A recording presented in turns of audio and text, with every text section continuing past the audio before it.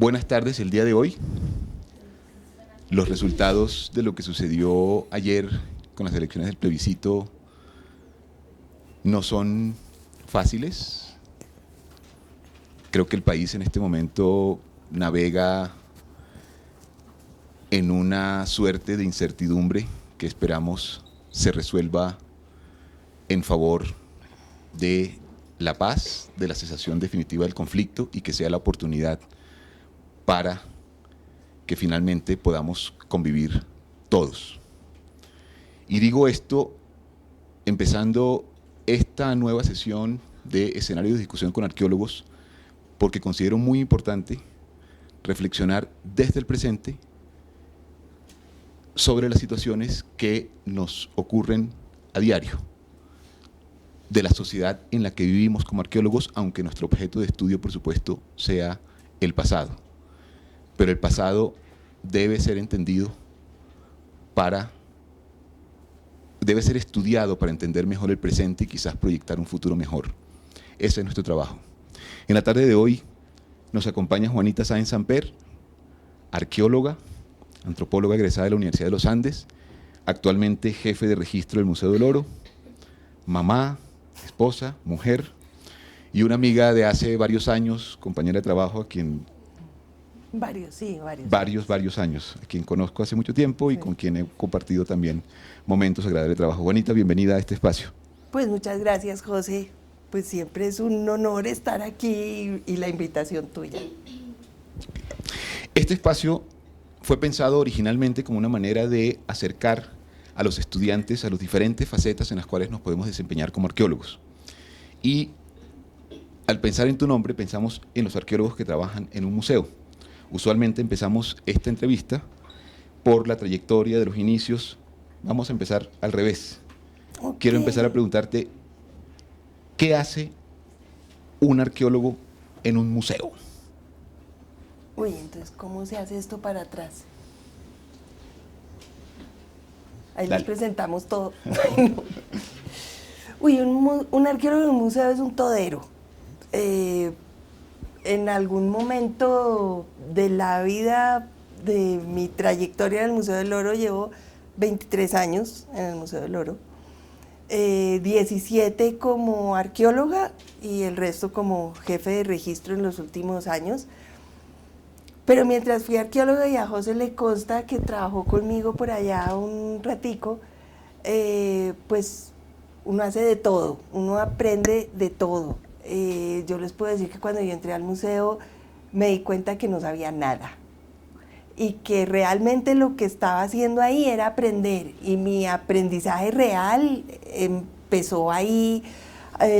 Aprendí a distinguir cultura material de un grupo social de otro, aprendí a fijarme en cosas, en detallitos, a establecer relaciones sociales, mejor dicho, a descubrir las posibles relaciones sociales que pudiera haber habido en el pasado entre grupos. Obviamente el museo se centra en los grupos humanos que tuvieron metalurgia, que se dedicaron a la metalurgia.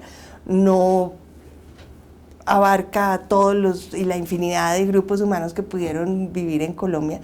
Entonces, pues uno se concentra sobre todo en ellos, pero uno hace guiones para exposiciones, estudia todo el tiempo hay que estudiar, porque desde el museo uno no está en campo.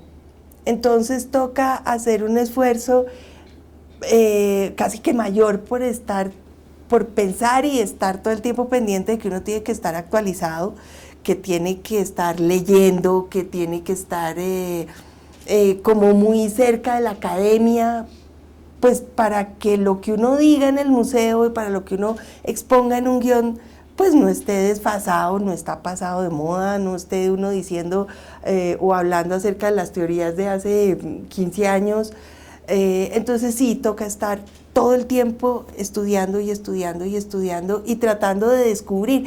Las colecciones en el Museo del Oro son, pues tenemos 54.000 piezas, de las cuales casi 35 son de orfebrería, y el resto tenemos un pocotón más de materiales: cerámica, lítico, concha, hueso, madera, textiles, 5 momias, en fin, resinas.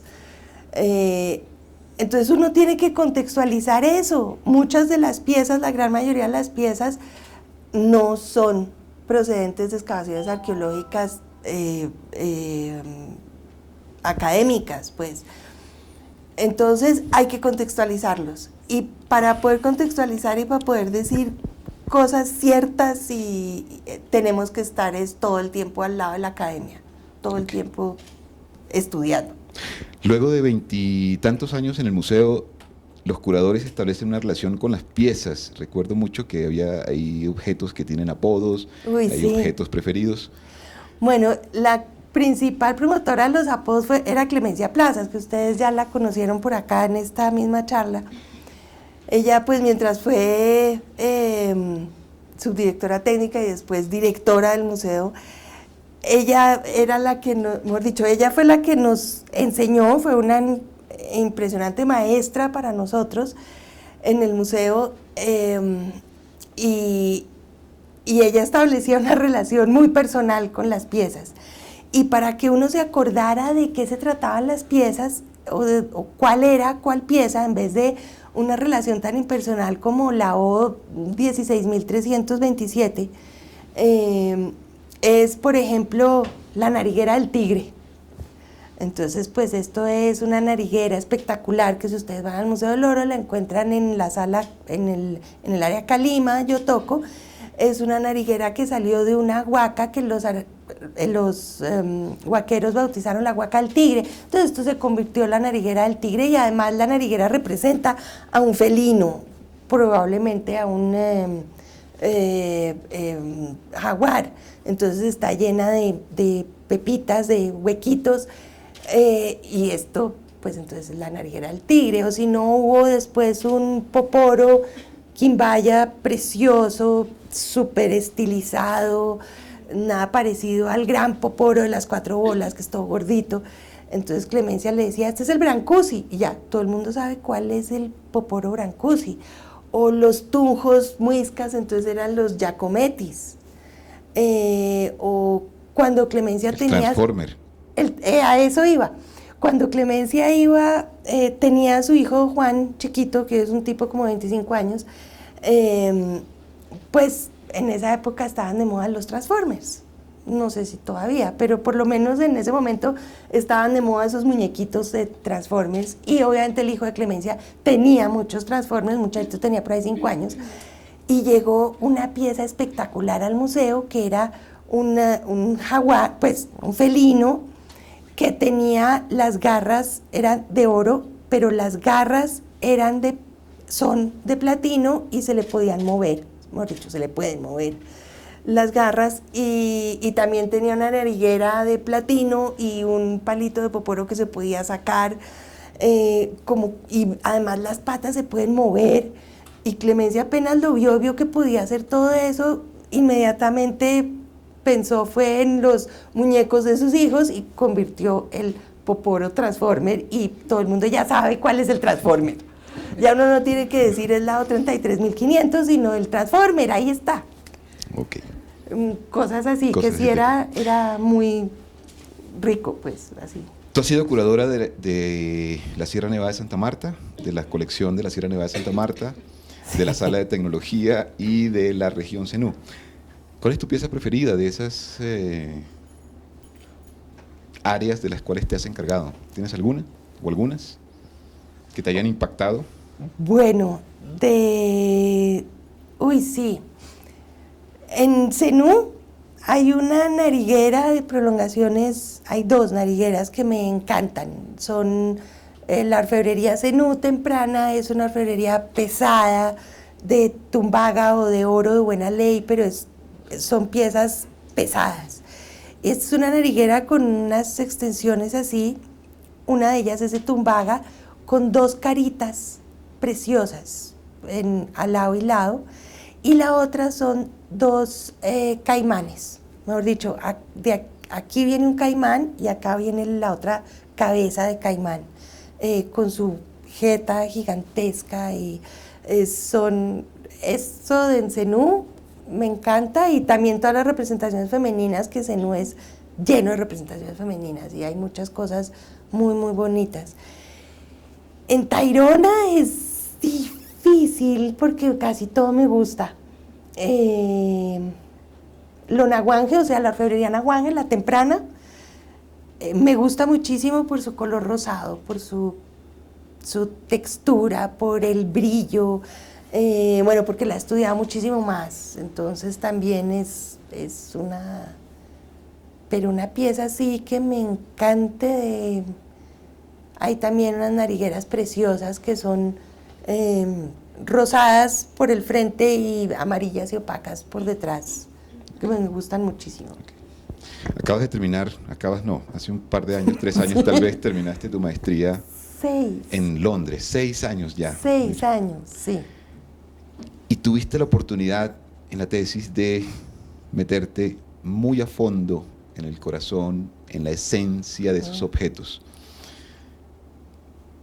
¿Qué encuentra uno desde la arqueometalurgia más allá de los datos de dureza, más allá de los datos de grosor y de composición? ¿Qué hay más allá en esta metalurgia? El estudio, mejor dicho, la arqueometría es una maravilla, es en general para estudiar cualquier material.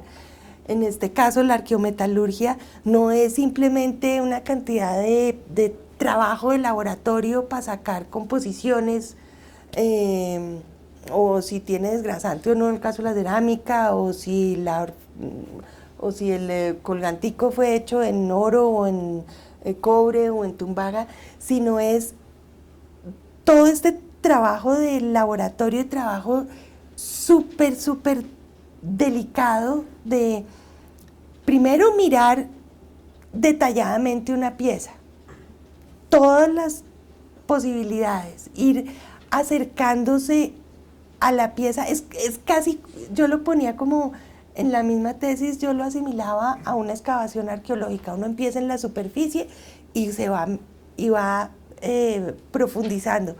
Esto es lo mismo a nivel microscópico. Uno va mirando niveles de detalle a nivel microscópico y se encuentra con manufactura, con que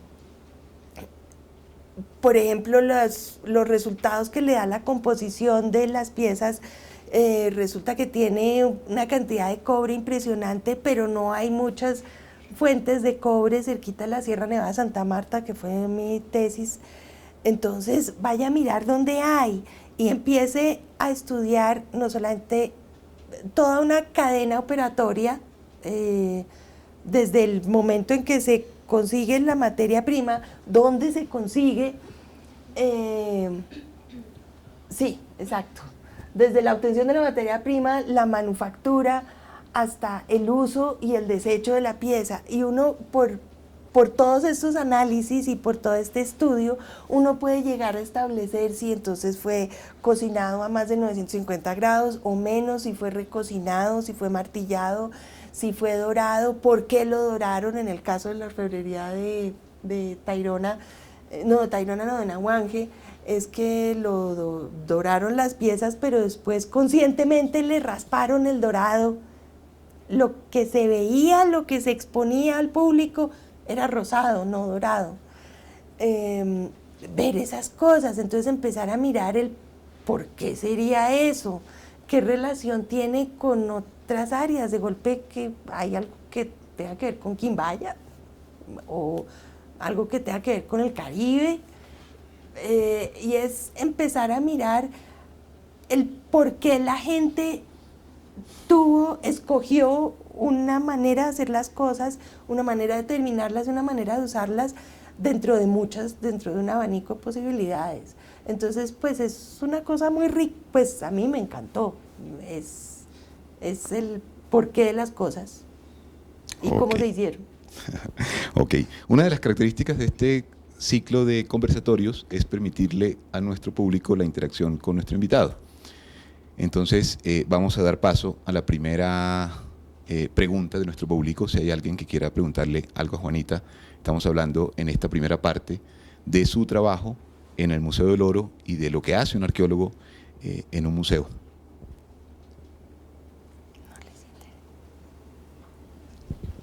Por ahí atrás.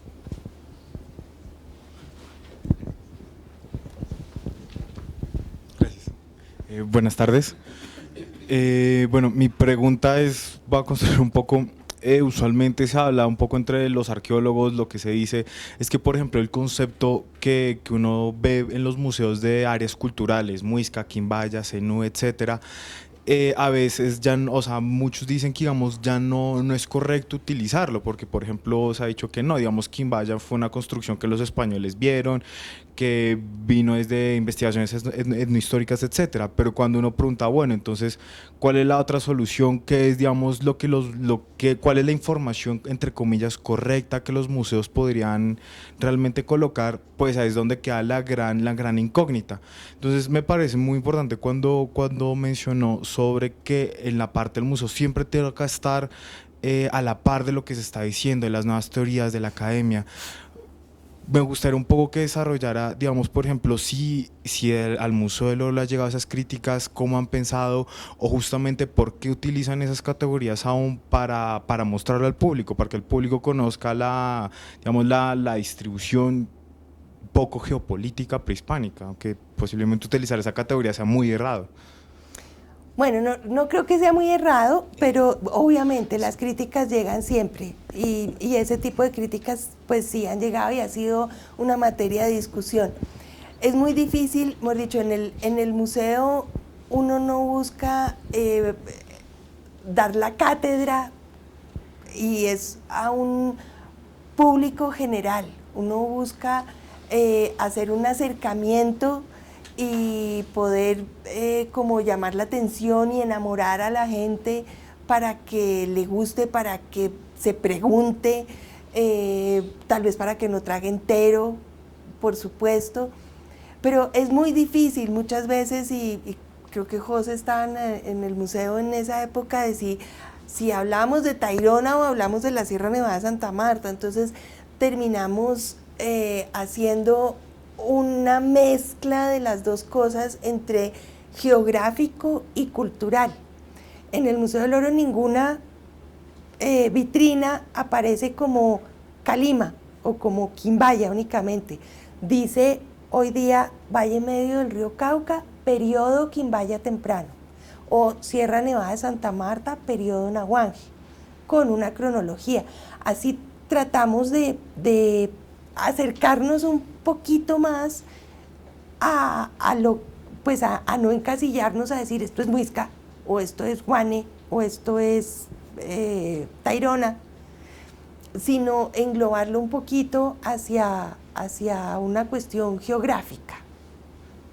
Eso fue tal vez una de los cambios que se hicieron en el 2008, cuando se abrió la nueva exposición del museo.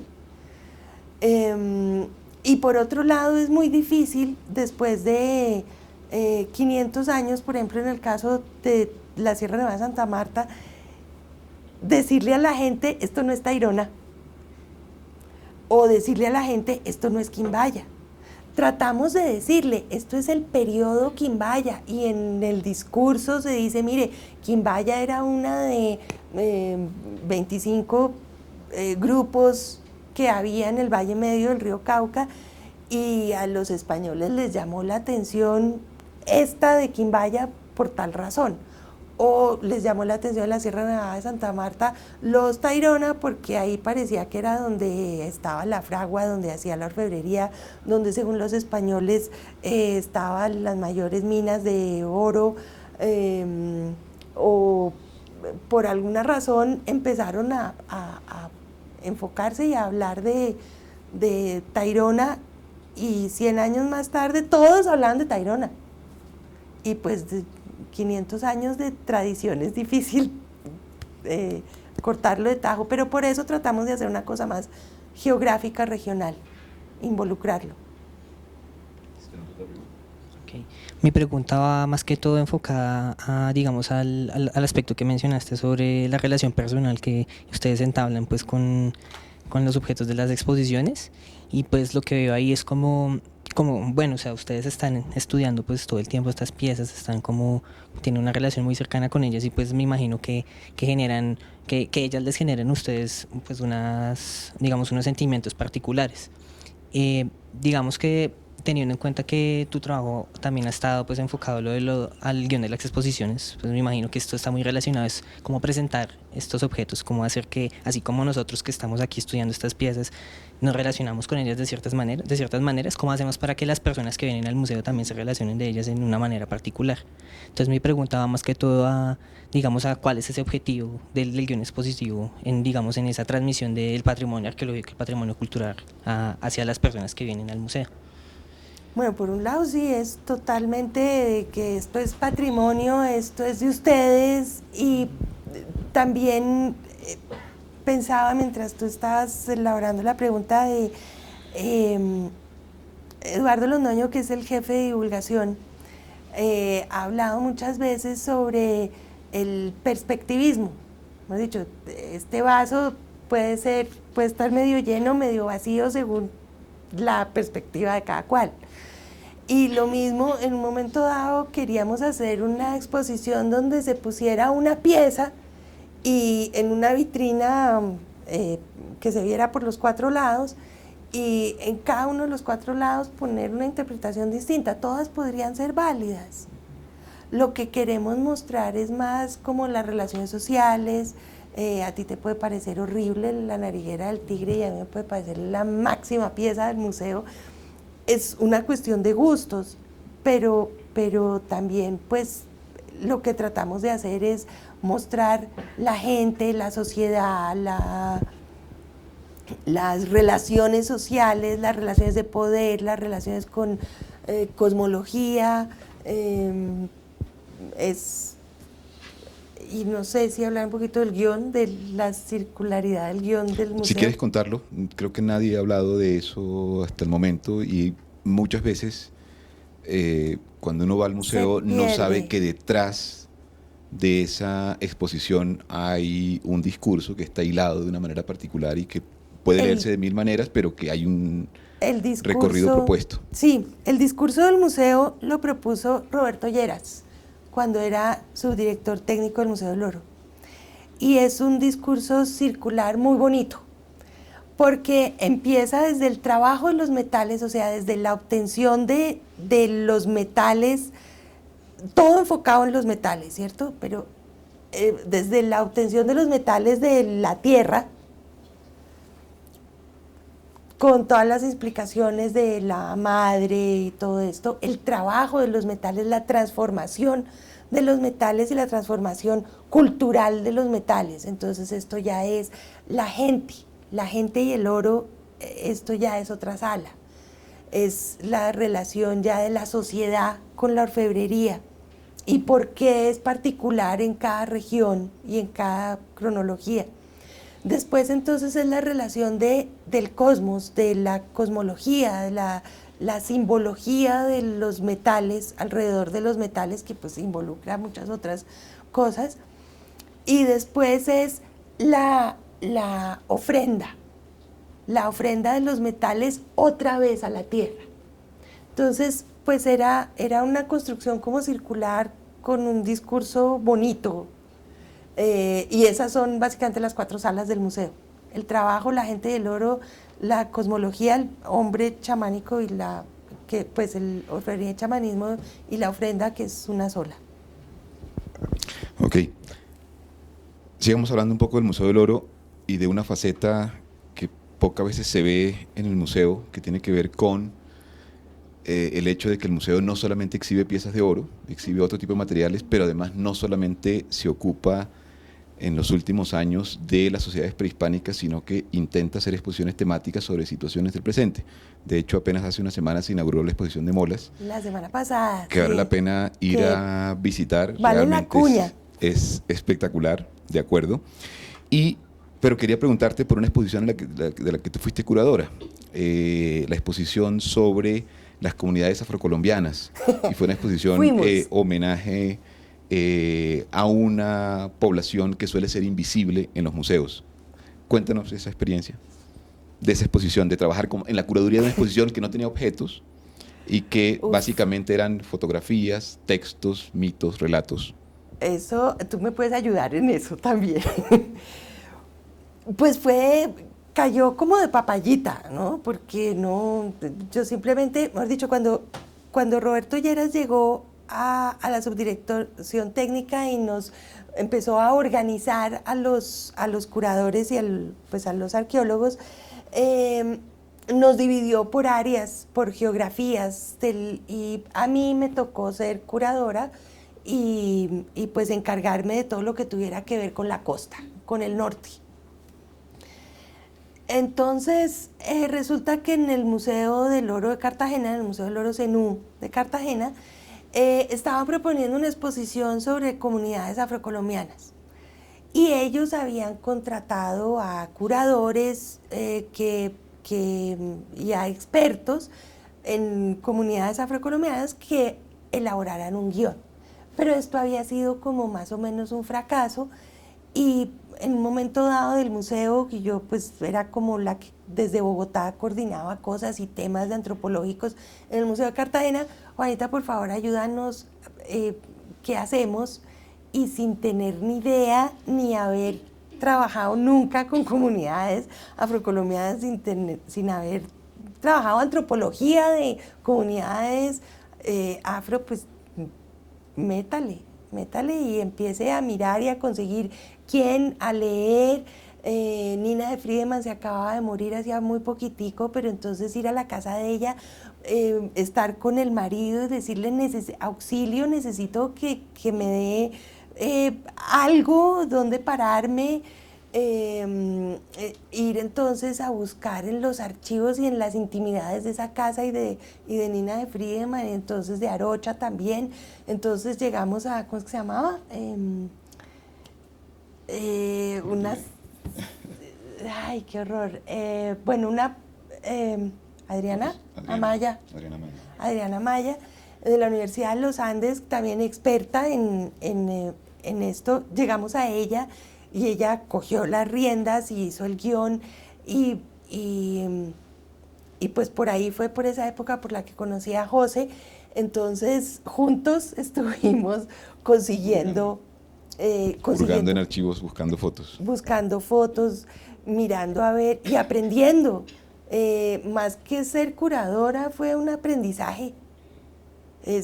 Fue un aprendizaje impresionante. Era ir a buscar al tiempo, al espectador, a la Casa de Arocha, a todos lados donde poder conseguir. Aprendí cantidades de las festividades de San Pacho en el Chocó, de Río Sucio, en San Andrés. Mejor dicho, fue un aprendizaje maravilloso y fue una exposición súper colorida. Era lo más colorido del mundo, ¿no? Sí, fue muy bonita, fue una cosa... Juanita, aquí hemos hablado varias veces de curaduría, ser curador, exposición. Uno pocas veces se imagina todo lo que hay detrás del montaje de una exposición, la logística, los recursos, el personal. En breve, ¿nos puedes contar cómo se monta una exposición y qué hace un arqueólogo en el caso de una exposición arqueológica en todo ese proceso? Pues bueno, primero se hace una investigación, o se contrata la investigación a alguien experto que le dé el insumo inicial para que los arqueólogos del museo, la parte técnica, empiece a elaborar un guión, a mirar, y siempre, sobre todo últimamente, con la dirección muy encima de la dirección del museo, la directora del museo, a empezar a plantear la trama, el guión de qué temas y cómo se podrían entrelazar. Después, con relación a eso, y muy al tiempo, realmente, tiene que ser muy al tiempo el guión con la escogencia de piezas. Entonces, ¿qué piezas van a ilustrar los temas? Muchas veces no hay una pieza específica, entonces o se cambia de pie o de tema, o se mira a ver si se encuentra una pieza maravillosa. ¿Qué tema puedo ilustrar con esta? Y de eso puede cambiar inclusive la trama del guión. Después entonces se hacen premontajes, pero es que una exposición involucra a todo el equipo del museo, involucra a los arqueólogos, involucra a registro, que soy yo ahora, involucra museología, a los arqueólogos, al fotógrafo, al conservación, restauración, todo es un trabajo colectivo. Obviamente la parte técnica, los arqueólogos son los que proponen las piezas y los temas, pero entonces eso se lo traducen al museólogo, que empieza a imaginarse cómo puede ser el recorrido en el espacio, qué tipo de vitrinas, los restauradores, que entonces se les dan las piezas para que miren, a ver, por un lado, la restauración, la limpieza, el estado de conservación, y los soportes, cómo van a ir montadas las piezas. Después de que se hacen premontajes, entonces primero se hacen como en el piso o en mesas, después entonces hay dummies de vitrinas a escala 1:1, cómo van a ser las vitrinas, entonces se ponen ahí y se va armando la cosa, de manera que en el momento del montaje real ya se sabe dónde van los textos, dónde van las piezas. En estos premontajes se puede también mirar si el texto, el guión está muy largo, si está muy aburrido, y entonces se recortan y empieza todo el mundo tiene que ver. Okay. Pero es un proceso larguísimo. Eso es en el caso de las exposiciones que son planificadas y que se llevan a cabo de acuerdo a una programación y demás. Pero a veces también ocurre que a algún presidente se le ocurre que hay que hacer una exposición internacional porque hay un viaje presidencial urgente y sucede también, ¿no? Uy, sí. Eso sí es terrible, y eso es pues ahorita de mi resorte en registro. Sí. Tratamos de que no pase, tratamos de decir, pero no, esto no está planeado, no está en el presupuesto, no tenemos los seguros, no tenemos cómo va a ser el otro museo, pero pues hace poco nos pasó con una visita presidencial a México y pues fue una orden súper elevada, y lo único que logré fue decir que las piezas que ellos querían no, sino otras, y que fueran solo 2. Exacto. Juanita, ¿cómo es ese tema del valor de las piezas en relación con el aseguramiento? Uno se imagina que estas piezas no tienen valor monetario, pero evidentemente en la medida en que se desplazan tienen que tener un aseguramiento, y hay un trámite muy complicado con eso. Sí, eso es todo un tema, lo hemos discutido mucho con el ICANN, porque efectivamente las piezas no tienen ningún valor económico, sí, como tú dices, monetario, pero las piezas hay que asegurarlas. Si algo les pasa, si cualquier accidente, o si hay un terremoto, o si, qué sé yo, un incendio, si en el transcurso de un viaje se cae la maleta, qué sé yo, tienen que tener un avalúo, que es distinto a una tasa económica de la pieza. El avalúo lo discutimos mucho con el ICANN, de cuál podría ser el avalúo. Entonces ellos muchas veces nos decían, no, pues bueno, el avalúo puede ser lo que cueste restaurarla. Pero resulta que miércoles, si le cae un ladrillo al Poporo Quimbaya y queda hecho una arepa, pues miércoles no se puede restaurar simplemente. Entonces es un tema súper delicado, porque además, bueno, si el Poporo Quimbaya quedara hecho una arepa, ¿a quién se le paga el seguro? Okay. Son temas súper delicados y súper complicados, pero de todas maneras toca tener asegurada la colección, toca exigir un seguro cuando la colección viaja afuera.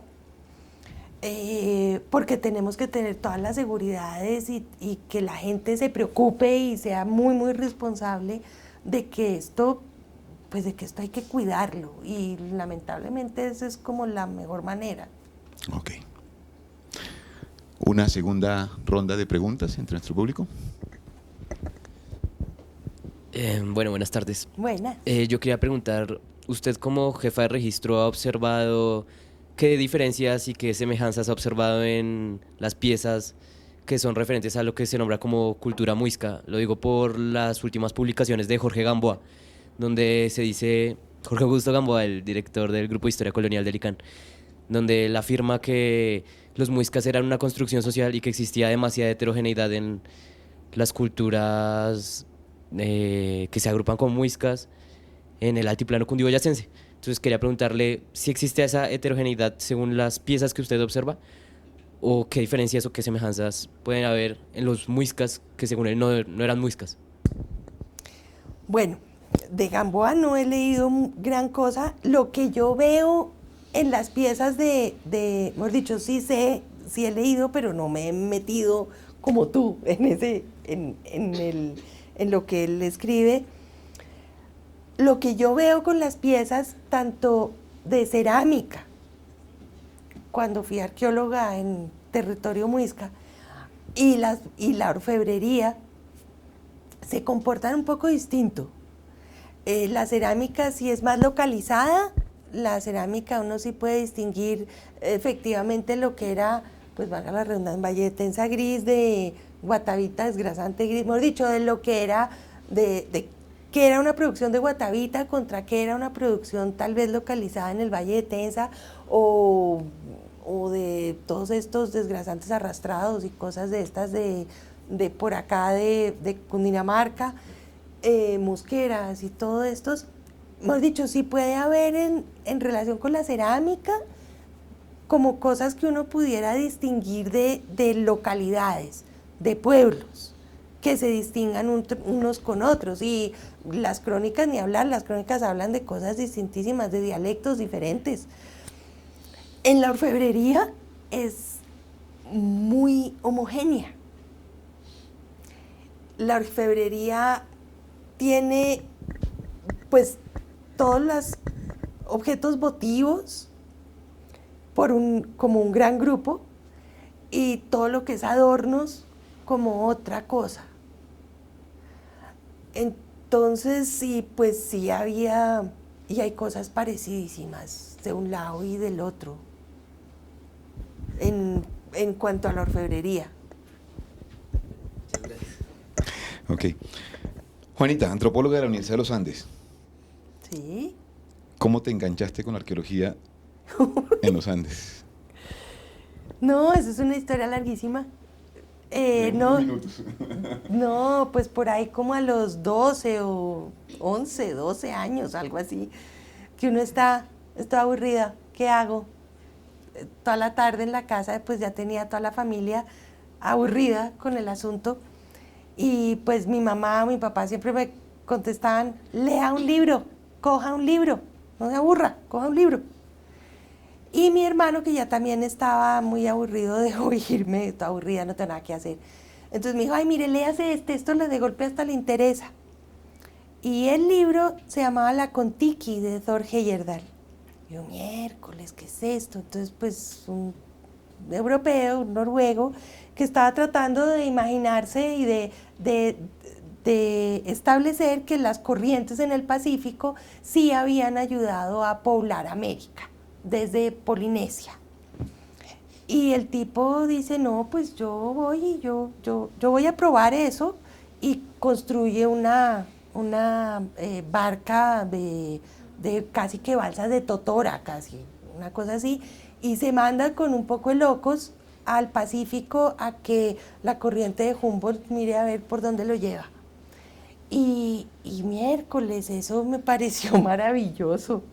Eso me pareció increíble, y empecé a buscar qué cosas, pues mejor dicho, si hay locos que hacen eso y que de golpe pueden probar alguna teoría haciendo eso. Coincidencialmente mi hermano empezó a andar y se casó con una arqueóloga, Y entonces pues yo empecé a decirle pues, a Ana María Falchetti, decirle, ole, regáleme, présteme libros, páseme cosas, yo quiero mirar de qué es esto. Y entonces pues ella obviamente hizo de muy mamá en ese sentido y me pasó todo lo que encontró que pudiera ser como de cuestiones generales. Entonces pues le empecé a leer cosas de México, cosas de la media luna de las tierras fértiles, de otro libro por ahí que se llamaba Y la Biblia tenía razón. Entonces era una cantidad de arqueología, como rectificando cosas que contaba la Biblia, y pues dije, miércoles, esto, wow, y por ahí me empecé y pues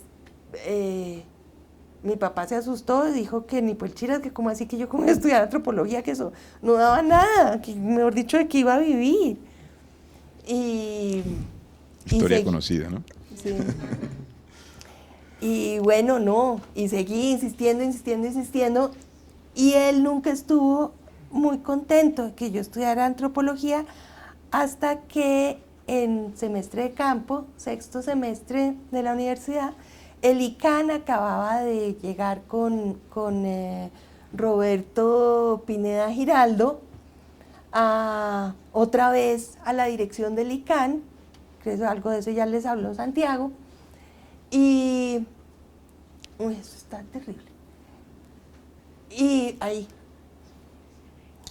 Y resulta que pues antes de Roberto Pineda, el manejo de Ciudad Perdida lo tenía, era la Fundación Tayrona, si no estoy mal, y pues esto había habido una cantidad de gente allá, pero pues Roberto Pineda llegó como a poner orden en el asunto y se necesitaba gente, y se necesitaba pues gente y mano de obra barata. Entonces llamaron en ese momento, el sexto semestre de la universidad era pues semestre de campo. Entonces pusieron que quien quería ir, mandaron como a todas las universidades, a la Universidad de los Andes llegó, ¿quién quiere ir? Y los que estábamos justo por salir a semestre de campo, pues dijimos, pues yo, y nos fuimos. Patricia Cardoso, no sé si alguien ha oído hablar de Patricia Cardoso, ¿no? Bueno, María Josefina Ibarra, que tampoco siguió con... Patricia Cardoso, que es hoy en día cineasta y creo que es la única colombiana que se ha ganado un Oscar por un corto hace muchos años. Sundance, sí. Y Sonia Archila, Profesora en la Universidad de los Andes. profesora hoy día de la Universidad de los Andes, y otros 2 o 3 que ya estaban mucho más adelante. Y además porque venía un francés que se llamaba Thierry Legros, de Francia, y quería ensayar a hacer, pues, como a hacer una especie de escuela de arqueología en la sierra y a enseñarnos a excavar por el sistema de Capache. Entonces, pues bueno, nos fuimos todos esos como mano de obra muy barata, demasiado barata, pagadas por el ICANN, a Ciudad Perdida. Pero Leonor nos contaba hace 15 días que eso más o menos era ya un castigo a los arqueólogos del ICANN que mandaban allá. Me imagino que para ustedes era otro rollo. No, y en este momento además era Gilberto Cadavid, el director del proyecto. Había sido, sí, en un momento fue como un castigo para ellos porque estaba como muy despelotado el asunto, y además había muchas, yo no sé, la sierra ha generado siempre tensiones, como pasiones, como yo no sé, y entonces era terrible. Nosotros llegamos allá y la primera semana nos dedicamos a limpiar el sitio de botellas de trago, era todo lo que había allá. Y después, pues sí, con la dirección de Gilberto Cadavid y de este Thierry Legros, estuvimos 3 meses, llevábamos raciones y todo de comida para 3 meses, iba el helicóptero enviado por el ICANN a recogernos. Me acuerdo que supuestamente llegaba por nosotros, póngale el 5 de junio, y esto era el 20 de junio y todavía no estaba, entonces uno alimenta cebolla limpio y aguacate, que era lo único que había. Y bueno, finalmente nos recogieron. Y después también en Bogotá era, espere a ver cuándo, a los 2 meses supuestamente teníamos que volver, pero el ICANN tenía que recoger fondos, tenía que pues sí, recoger fondos, además nos estaba pagando bastante poquito, pero nos tenía que pagar y además tenía que pagar a todos los trabajadores de Ciudad Perdida, pues a toda la gente que estaba limpiando todo por ahí y pues los vuelos, ¿Estamos hablando de qué año más o menos? 83. Por eso está García Márquez allá, Sí. después del Nobel. Exacto. Y entonces de golpe, un día para otro nos llaman a todos a las casas, viajan en 3 días. Aquí están sus padres, ¿por qué viajamos en 3 días? Pero no teníamos que preparar. No, es que resulta que viene García Márquez y viene Belisario, estaba de presidente Belisario, y tiene que haber gente allá. El ICANN, están trabajando, ustedes tienen que estar allá. Entonces nos llevaron como un tiro. Y pues nos tocó atender tanto a Belisario como a Gabo. A todos nos pareció que Gabo era el personaje más detestable de la humanidad. Y no es que fuera detestable, es que era maravilloso, pero el tipo era tímido. Y entonces cuando uno lo iba a saludar, el tipo como que no sabía si contestar o no. Y además esto, lo curioso de ese entorno fue también que iba obviamente con un séquito, pues no se sabía cuál era más grande, si el séquito de Belisario o el de Gabo, obviamente lleno de ejército desde el día anterior, y eso fue terrible porque el ejército iba con raciones de campaña, y eso fue después otra semana de limpiar Ciudad Perdida de latas, papeles, pasta enlatada, qué horror, eran unas cosas inmundas. Y pues bueno, y entonces el cuento era desde mi papá y Belisario bajó después y cuando nosotros llegamos a Bogotá, a cada una nos llegó a la casa una carta de la Presidencia de la República firmada por el presidente diciendo lo maravilloso de nuestro trabajo, que qué machera, que eso era lo que había que hacer, que tenía pues el patrimonio y pues y súper bien redactada y poética porque así escribía Belisario y pues se la mostré a mi papá, la enmarcó en la sala de la casa y desde ahí estuvo orgullosísimo de que su hija estudiara antropología. Pero... Ok. Una última ronda de preguntas. Ya vamos cerrando, se nos va acabando el tiempo de esta charla tan interesante. El tiempo pasa sí, rapidísimo. Cortiquitico.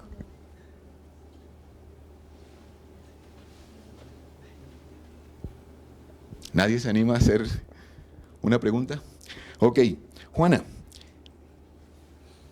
en este tiempo que llevas como arqueóloga, ¿qué te ha dejado a ti la arqueología? A ti, a Juanita Sáenz. Uy, José. No, pues una cantidad de conocimiento impresionante. El poder, lo que tú decías ahorita al principio, lo que tú justamente dijiste al principio de la reunión, lo que somos hoy viene de tiempo atrás y encontrar esas relaciones o mirar por qué las diferencias entre un guajiro y un pastuso es además unas satisfacciones maravillosas de encontrar, de investigar, de adentrarse en como la ciencia, en poder descubrir cosas que puedan explicar algo hoy. Y pues no, la maravilla de sorprenderse con cada cosa que uno descubre. Ok. Sé que tienes dos pasiones. Te gusta leer mucho, que es fundamental para un arqueólogo, y te gusta hacer cosas con las manos. Y estudias materialidades del pasado.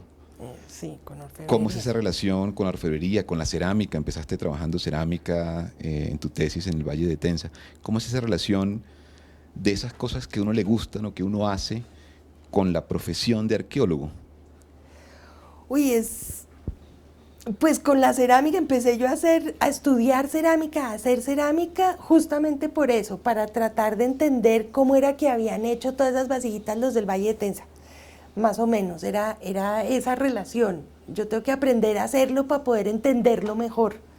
Y entonces ahí se derivó a clases de química, por ejemplo, qué es una arcilla, cómo se comportan las arcillas, y ahora mi pasión, mi interés más es hacia la orfebrería. No soy orfebre ni me he metido a hacer mayor cosa, pero sí una vez, por ejemplo, en el museo con los restauradores que además habían trabajado y habían hecho, uno de ellos era platero.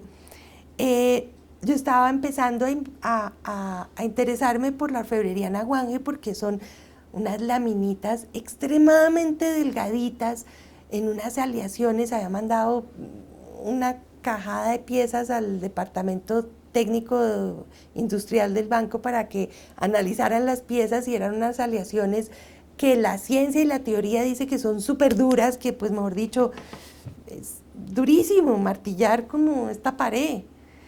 Y cómo lograban haber hecho esos adornos tan finos, tan delicados, tan requete delgaditos, en esas aleaciones de oro y cobre, con mucho cobre. Y hicimos con estos restauradores una aleación según los análisis. Entonces, listo, entonces era 54 de cobre, por ciento de cobre y no, como 60 de cobre, 34, 30 y pico de oro y un poquitico de plata. Y entonces la fundimos y bueno, empezamos a martillar. Yo creo que tú estabas ahí en ese momento. Ya no estaba. Y empezamos a martillar, y ellos tratando de enseñarme a martillar una chapita así de grande. Duré 20 días, todos los días tratando de martillarla. Le martillaba de una manera y ese martillo salía a brincar. O en 20 días logré una cosa así de grande a algo así, no más. Era una cosa realmente impresionante. Entonces, mirar de verdad cómo era, y de ahí fue que salté a todo lo de análisis y microscopio y mirar bien adentro y mucha teoría, porque es que era realmente es darse cuenta de lo difícil que es hacer eso. Uno estudia la cerámica o las tallas de concha, o sobre todo la cerámica es lo que más estudia uno, y uno la ve como fácil, ¿cierto? Como que bueno, sí, ahí está, es una vasija, eso fue facilito, eso fueron unos rollitos ahí pegados y se le da forma, pero hágalo y realmente es complicado tratar de hacer algo en torno, a ver si les queda bien. O que se le vaya mucha agua en la arcilla y entonces se va de medio lado, o que se vaya mucha temperatura en el horno y algo le pase. Realmente manufacturar algo es una cosa muy complicada. Entonces, eso de ver desde la obtención de la materia prima hasta cuando se descarta la pieza o cuando se vuelve a usar la pieza en otro contexto, a mí me parece maravilloso. ¿Crees importante eso?